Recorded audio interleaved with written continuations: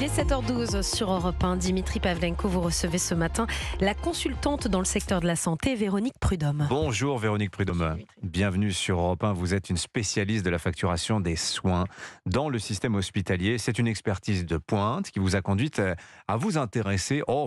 C'est une toute petite ligne du budget annuel de la sécurité sociale. L'AME, l'aide médicale d'État, dont les sénateurs ont voté cette semaine la suppression en vue de la remplacer par une aide médicale d'urgence. Alors ça fait grand bruit dans le monde de la santé. Des médecins dénoncent une décision inhumaine, une hérésie humanitaire. Olivier Véran, porte-parole du gouvernement, a prévenu dès mardi, on gardera l'AME. Aurélien Rousseau, ministre de la Santé, a dit sensiblement la même chose. Bref, c'est un tir de barrage particulièrement nourri contre le Sénat. Alors, vous connaissez, Véronique Prudhomme, particulièrement bien les mécanismes de l'AME. D'ailleurs, vous lui avez consacré un livre en 2019. C'est quoi la vérité sur l'AME? C'était le titre de votre ouvrage, Véronique Prudhomme. La vérité sur l'AME. Approchez-vous un petit peu du micro.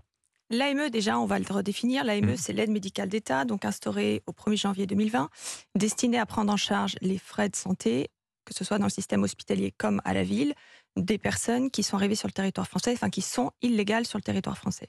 Alors déjà, il faut définir comment on peut être illégal sur le territoire français. Il y a 3 façons de l'être. Soit on arrive de manière illégale, soit on est de parents illégaux, soit on arrive avec un visa touristique, ou pas, mais en tout cas avec un visa, donc de manière légale, et à l'issue du visa, eh bien, on devient illégal sur le territoire français. On se laisse glisser dans la clandestinité. C'est cela. Et c'est ce qui arrive régulièrement, et d'ailleurs le président de la République l'avait relevé en 2019 lors d'une interview qu'il avait réalisée, où il trouvait inacceptable de pouvoir basculer de cette façon-là à l'issue d'un visa qui devient périmé. Et au bout de 3 mois de clandestinité, à ce moment-là, un Français, enfin la personne qui est dans cette situation-là de clandestinité, peut postuler à l'AME. Alors d'ailleurs, c'est assez étonnant parce qu'être illégal sur le territoire, quelque part, devient un statut légal à travers cette aide médicale d'État, Véronique Prudhomme. C'est un peu cela, puisque du coup, ça permet d'avoir accès à ces soins. Mais moi, je voudrais resituer le débat, parce que le débat aujourd'hui, il est tronqué, il est mal posé. C'est-à-dire ? Pour faire une métaphore au système de santé, si on veut un bon traitement, il faut poser un bon diagnostic. Et aujourd'hui, le diagnostic, il n'est pas bien posé. Parce qu'on cherche à opposer continuellement, et d'année en année, on a le même débat. Moi, je peux revenir dans 1 an, dans 2 ans, ça fait des années qu'on en parle.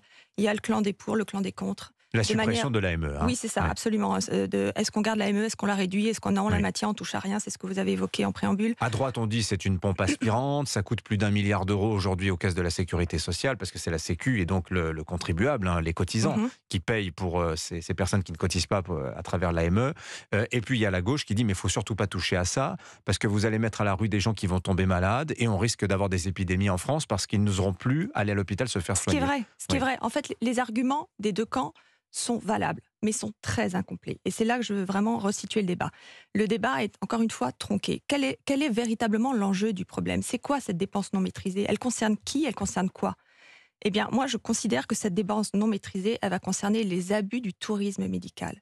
Et là, ça va concerner aussi bien les illégaux, mais les légaux sur le territoire français. C'est-à-dire les personnes qui arrivent avec un visa, qui arrivent avec un avion, et qui vont se faire soigner dans les établissements français à la charge du contribuable. Alors, on va revenir précisément sur ce détail, parce que c'est ce que vous racontez dans votre ouvrage, mais si j'ai bien compris, vous dites quand on se focalise sur l'aide médicale d'État, de son coût pour le contribuable, 1,2 milliard nous disait encore le budget sur 2022, en réalité, le sujet, c'est que ça n'est qu'une composante, finalement, l'AME, de l'attractivité médicale française. Absolument, parce que le patient qui arrive, qui veut se faire soigner à la charge de l'État français, qu'est-ce qu'il va faire? Il va prendre un billet d'avion et il va rentrer dans un établissement de santé du système public et par les urgences. On a environ 650 services d'urgence en France. Donc il va prendre un billet, il rentre aux urgences. Et là, lui, il ne se préoccupe pas du tout de savoir qui va payer les soins. Est-ce que c'est l'hôpital? Est-ce que c'est une aide sociale?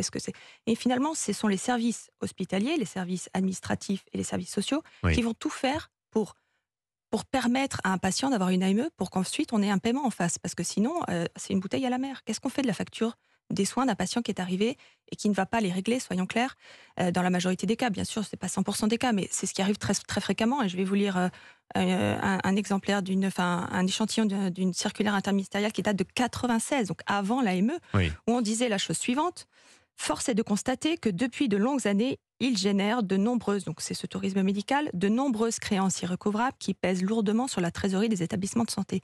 1996, donc bien avant l'AME. Donc ce problème n'a pas été pris en considération, n'a pas été résolu depuis au moins 96, voire bien avant. Mais Véronique Prudhomme, vous dites aujourd'hui que finalement, des gens qui se présentent à l'hôpital, qui viennent de l'étranger, parfois en situation irrégulière, savent que, de toute façon, quoi qu'il arrive, les médecins les prendront en charge. Oui. C'est normal. À l'hôpital, la médecine est solidaire, on soigne et après on voit comment on peut se faire payer. Oui, et puis en fait, ce sont vraiment deux entités différentes. Il y a la partie médicale d'un côté et la partie financière de l'autre. Donc les médecins ne se préoccupent pas, et c'est normal, de savoir qui va payer les soins à la sortie du patient. Le médecin hospitalier, parce que la médecine de ville, c'est pas tout à fait pareil. Absolument, on est d'accord. Moi, je vous parle de l'hôpital, sachant que si on repart de l'AME, 2/3 des dépenses d'AME sont à l'hôpital. D'accord, donc c'est quand même la grande majorité.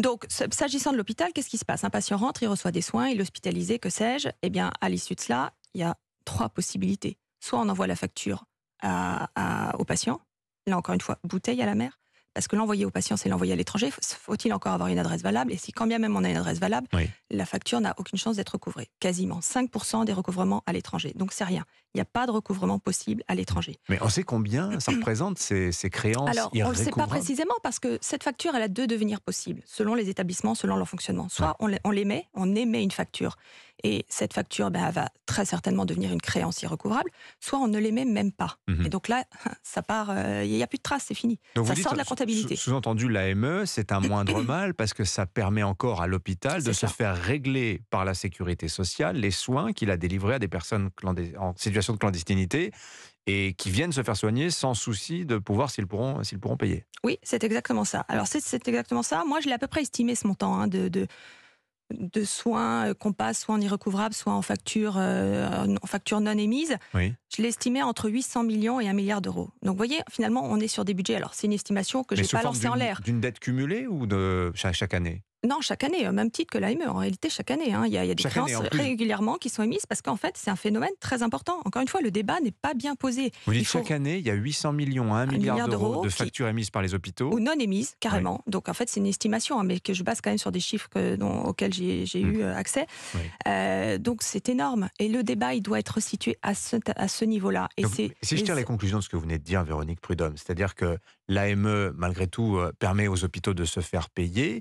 Les sénateurs viennent d'en voter la suppression. On a eu 3500 médecins qui disent si c'est supprimé, de toute façon, on continuera à soigner. Oui, mais on a vu ce que vous nous avez dit, on comprend bien que ça ne change pas grand-chose au système. Exactement. De toute façon, c'est ce qui se passera. Ils n'avaient même pas besoin de le dire et on le comprend encore une fois. Mais qu'est-ce qu'il faut faire alors? Alors, il y a plusieurs choses à faire. Il y a un certain nombre, il y a pas mal de solutions. Déjà, il va falloir revoir, parce qu'il faut savoir que quand un patient vient avec un visa, il est supposé avoir une assurance qui le couvre à hauteur de 30 000 euros. Ces assurances, dans la majorité des cas, se désengagent des soins qui ont été prodigués à un patient. Dans la majorité des cas. Les consulats doivent s'assurer, lorsqu'ils émettent un visa pour la destination de la France, que le patient a bien une assurance. Donc cette assurance, aujourd'hui, c'est quasiment une coquille vide dans la majorité des cas, dans quasiment tous les cas.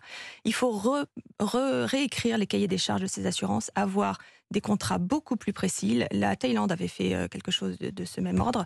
Avoir des contrats négociés en amont par les consulats, avec un cahier des charges très précis, qui doit prendre en charge les maladies préexistantes, également les grossesses des femmes qui arrivent. Parce que concrètement, l'AMU ne va rien modifier. L'aide médicale d'urgence. Voilà, qui a été votée récemment, ne va modifier qu'à la marge le problème qui est situé. Donc première chose, il faut redéfinir les contrats d'assurance. Il faut solidariser l'hébergeant qui reçoit un patient quand il a un visa. Il faut réorganiser le recouvrement des prestations qui sont facturées à l'étranger. Aujourd'hui, elle n'est pas organisée, elle ne fait pas partie des conventions entre les pays. Donc les créances fiscales, c'est organisé, les produits hospitaliers sont totalement en dehors de tout cela. Il faut renforcer la coopération à l'international.